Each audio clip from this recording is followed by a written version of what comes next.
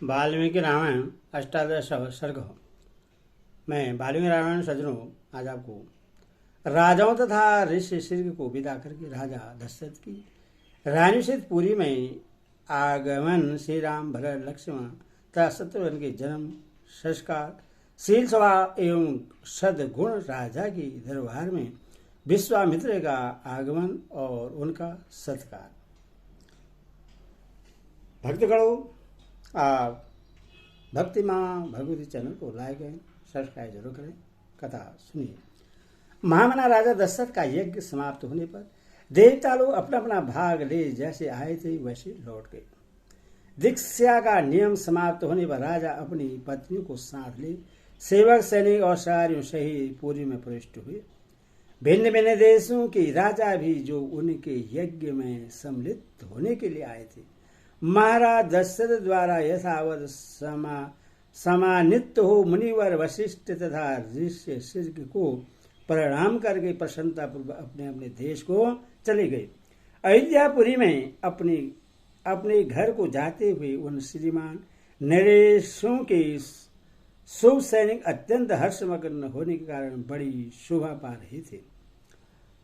उन राजाओं के विदा हो जाने पर श्रीमान महाराज दशरथ ने श्रेष्ठ ब्राह्मणों को आगे करके अपनी पुरी में प्रवेश किया। राजाओं द्वारा अत्यंत सम्मानित हो ऋषि सिर्ग मुनि भी शांता के साथ अपने स्थान को चले गए। उस समय सैनिकों सहित बुद्धिमान महाराज दशरथ कुछ दूर तक उनके पीछे पीछे उन्हें पहुंचाने गए थे। इस प्रकार उन सब अतिथियों को विदा करके सफल मनोरथ हुई राजा दशरथ पुत्रोपति की प्रतीक्षा करते हुए वहां बड़े सुख से रहने लगे। यज्ञ समाप्ति के पश्चात जब 6 ऋतुएं बीत गई तथा 12वें मास में चैत्र के शुक्ल पक्ष की 9वीं तिथि को पूर्णवसु नक्षत्र एवं कर्क लग्न में कौशल्या देवी ने दिव्य लक्षणों से युक्त सर्वलोक वंदित जगदीश्वर श्री राम को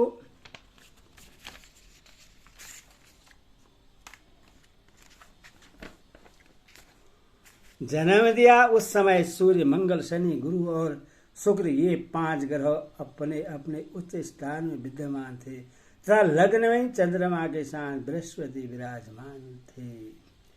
वे विष्णु स्वरूप हवस्य या खीर के आधे भाग से प्रकट हुए थे। कौशल्या के महाभाग पुत्र श्री राम ईक्ष्वाकु कुल का आनंद बढ़ाने वाले थे। उनके नेत्र में कुछ कुछ लालिमा थी। उनके होंठ लाल, भुजाएं बड़ी बड़ी और स्वर दुंदुभी के शब्द के समान गंभीर था। उस अमित तेजी पुत्र से महारानी कौशल्या की बड़ी शोभा हुई। ठीक उसी तरह जैसे सुश्रेष्ठ वज्र प्राणी इंद्र से देवी माता अदिति शोभित होती थी। तदंतर केकई से सत्य पराक्रमी भरत का जन्म हुआ, जो साक्षात भगवान विष्णु के स्वरूभूत पायस खीर के चतुरांश से भी न्यून मार्ग से प्रकट हुए थे। ये समस्त सद्गुणों से संपन्न थे। इसके बाद रानी सुमित्रा ने लक्ष्मण और शत्रुघ्न इन 2 पुत्रों का जन्म दिया, जो दोनों वीर साक्षात भगवान विष्णु के अर्घ भाग से संपन्न और सब प्रकार के अस्त्रों की विद्या में कुशल थे। भरत सदा प्रशिक्षित रहते थे। उनका जन्म पुष्य नक्षत्र तथा मीन लग्न में हुआ था। सुमित्रा के दोनों पुत्र अश्लेषा नक्षत्र और कर्क लग्न में उत्पन्न हुए थे। उस समय सूर्य अपने उच्च स्थान में विराजमान थे। तब राजा दशरथ के ये चारों महामनुष्य पुत्र पृथक पृथक गुणों से संपन्न सुंदर थे। ये भाद्रपदा नामक 4 तारों के समान कांतिमान थे। इनके जन्म के समय गंधर्वों ने मधुर गीत गाए, अप्सराओं ने नृत्य किया, देवताओं की धुन देवियां बजने लगी तथा आकाश से फूलों की वर्षा होने लगी। अयोध्या में बहुत बड़ा उत्सव हुआ। मनुष्यों की भारी भीड़ एकत्र हुई। गलियां और सड़कें लोगों से खचाखच भरी थी। बहुत से नट और नर्तक वहां अपनी कलाएं दिखा रहे थे। वहां सब और गाने बजाने वाले तथा दूसरे लोगों के शब्द गूंज रहे थे। दीन दुखियों के लिए लुटाए गए सब प्रकार के रत्न वहां बिखेरे पड़े थे। राजा दशरथ ने सूत मागध और बंदी जनों को देने योग्य पुरस्कार दिए तथा ब्राह्मण को धन एवं सहस्त्रों गोधन प्रदान किए। 11 दिन बीतने पर महाराज ने बालकों का नामकरण संस्कार किया। उस समय महर्षि वशिष्ठ ने प्रसन्नता के साथ सबका नाम रखे। उन्हें ज्येष्ठ पुत्र का नाम राम रखा। श्री राम महात्मा परमात्मा थे। कैकेयी कुमार का नाम भरत तथा सुमित्रा के एक पुत्र का नाम लक्ष्मण, दूसरे का शत्रुघ्न निश्चित किया। राजा ने ब्राह्मणों, पूर्ववासियों तथा जनपदवासियों को भी भोजन कराया। ब्राह्मणों को बहुत से उज्ज्वल रत्न दान किए। महर्षि वशिष्ठ ने समय समय पर राजा से उन बालकों के जात कर्म आदि सभी संस्कार कराए थे। उन सब में श्री रामचंद्र जी की ज्येष्ठ होने के साथ ही अपने कुल की कीर्ति ध्वजा को फहराने वाले पताका के समान थे। वे अपने पिता की प्रसन्नता को बढ़ाने वाले थे। सभी भूतों के लिए वे स्वयंभू ब्रह्मा जी के समान विशेष प्रिय थे।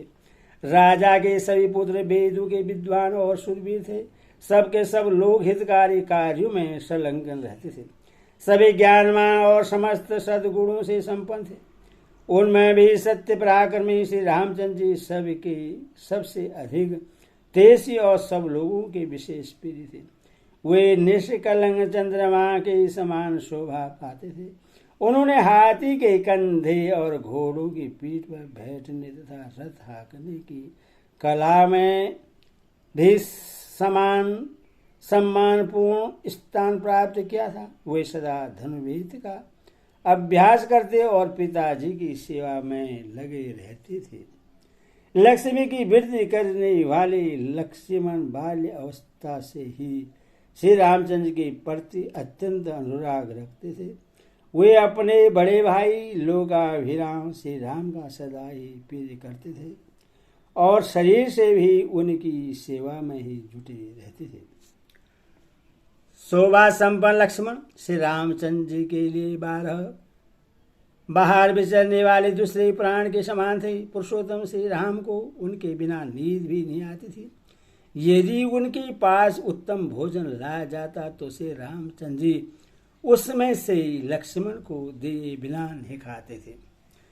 जब श्री रामचंद्र जी घोड़े पर चढ़कर शिकार खेलने के लिए जाते उस समय लक्ष्मण धनुष लेकर उनके शरीर की रक्षा करते हुए पीछे पीछे जाते थे।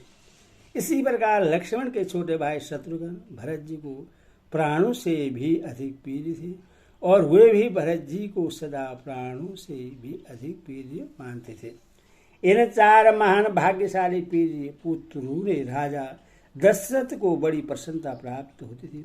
ठीक वैसे ही जैसे 4 देवताओं दिक्पालों से ब्रह्मा जी को प्रसन्नता होती है। वे सब बालक जब समझदार हुए तब समस्त सद्गुणों से संपन्न हो गए। वे सभी लज्जाशील, यशस्वी, सर्वज्ञ और दूरदर्शी थे। ऐसी प्रभावशाली और अत्यंत तेजस्वी उन सभी पुत्रों की प्राप्ति से राजा दशरथ लोकेश्वर ब्रह्मा की भांति बहुत प्रसन्न थे। वे पुरुष सिंह राजकुमार प्रतिदिन वेदों के स्वाध्याय, पिता की सेवा तथा धनुर्वेद के अभ्यास में दत्त चित्त रहते थे। बंधु बांधवों के साथ बैठकर पुत्रों के विवाह के विषय में विचार कर रहे थे। मंत्रियों के बीच में विचार करते हुए उन महामना नरेश के यहाँ महातेजस्वी महामुनि विश्वामित्र पधारे। वे राजा से मिलना चाहते थे। उन्होंने द्वारपालों से कहा, तुम लोग शीघ्र जाकर महाराज को यह सूचना दो कि कृषिक वंशी गादीपुत्र विश्वामित्र आए हैं। उनकी यह बात सुनकर वे द्वारपाल दौड़े हुए राजा के दरबार में गए और वे सब विश्वामित्र के उस वाक्य से प्रेरित होकर मन ही मन घबराए हुए थे। राजा ने दरबार में पहुंचकर उन्होंने ईश्वा को कुल नंदन अवध नरेश से कहा, महाराज महर्षि विश्वामित्र पधारे हैं। उनकी वह बात सुनकर राजा सावधान हो गए। उन्होंने पुरोहित को साथ लेकर बड़े हर्ष के साथ उनकी अगवानी की, मानो देवराज इंद्र वर्मा जी का स्वागत कर रहे हों। विश्वामित्र जी कठोर व्रत का पालन करने वाले तपस्वी थे। वे अपने तेज से परिचित हो रहे थे। उनका दर्शन करके राजा का मुख प्रसन्नता से खिल उठा और उन्होंने महर्षि को अर्घ्य निवेदन किया। राजा का वह अर्घ्य शास्त्रीय विधि के अनुसार स्वीकार करके महर्षि ने उनसे कुशल मंगल पूछा। धर्मात्मा विश्वामित्र ने कर्मश राजा के नगर, खजाना, राज बंधु बांधव तथा मित्रगण आदि के विषय में कुशल प्रश्न किया। राजन, आपके राज्य की सीमा के निकट रहने वाले शत्रु राजा आपके समक्ष नतमस्तक तो हैं। आपने उन पर विजय तो प्राप्त की है ना। आपके यज्ञ योग आदि देव कर्म और अतिथि सत्कार आदि मनुष्य कर्म तो अच्छी तरह संपन्न होते हैं ना। इसके बाद महाभाग मुनिवर विश्वामित्र ने वशिष्ठ जी तथा अन्य ऋषियों से मिलकर उन सब का यथावत कुशल समाचार पूछा। फिर वे सब लोग प्रशिक्षित होकर राजा के दरबार में गए और उनके द्वारा पूजित हो यथा योग्य आसनों पर बैठे। तदनंतर प्रशिक्षित परम उद्धार राजा दशरथ ने पुलकित होकर महामुनि विश्वामित्र की प्रशंसा करते हुए कहा, महामुनि, जैसे किसी मरण धर्मा मनुष्य को अमृत की प्राप्ति हो जाए, निर्जन प्रदेश में पानी बरस जाए, किसी संतानहीन को अपने अनुरूप पत्नी के गर्भ से पुत्र प्राप्त हो जाए, खोई हुई निधि मिल जाए तथा किसी महान उत्सव के हर्ष का उदय हो, उसी प्रकार आपका यहाँ शुभागमन हुआ है। ऐसा मैं मानता हूँ आपका स्वागत है। आपके मन में कौन सी उत्तम कामना है जिसको मैं हर्ष के साथ पूर्ण करूँ? ब्राह्मण, आप मुझसे सब प्रकार की सेवा लेने योग्य उत्तम पात्र हैं। मानत मेरा अभाग्य है जो आपने यहाँ तक पधारने का कष्ट उठाया है। आज मेरा जन्म सफल और जीवन धन्य हो गया। मेरी बीती हुई रात सुंदर प्रभात दे गई, जिससे मैंने आज आप ब्राह्मण शिरोमणि का दर्शन किया। पूर्व काल में राजा राशि शब्द से उपलक्षित होते थे, फिर तपस्या से अपने अद्भुत प्रभाव को प्रकाशित करके आपने ब्रह्म ऋषियों का पद पाया। अथवा आप राशि और मैं ब्रह्म ऋषि दोनों ही रूपों में मेरे पूजनीय हैं। आपका जो यहाँ मेरे समस्त शुभागमन हुआ है वह परम पवित्र और अद्भुत है। प्रभु, आपके दर्शन से मेरा घर तीर्थ हो गया।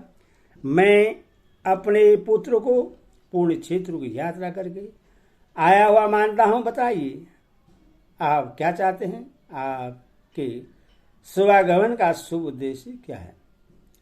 उत्तम व्रत का पालन करने वाले महर्षि, मैं चाहता हूँ कि आपकी कृपा से अनुग्रहित होकर आपके अभिष्ट मनोरथ को जान लो और अपने अवधि के लिए उसकी पूर्ति करो। कार्य सिद्ध होगा या नहीं, ऐसे शेष को अपने मन में स्थान न दीजिए। आप जो भी आज्ञा देंगे मैं उसका पूर्ण रूप से पालन करूंगा, क्योंकि सम्मान्य अतिथि होने के नाते आप मुझ गृहस्थ के लिए देवता हैं। ब्राह्मण, आज आपके आगमन से मुझे संपूर्ण धर्म का उत्तम फल प्राप्त हो गया। यह मेरे महान अवधि का अवसर आया है।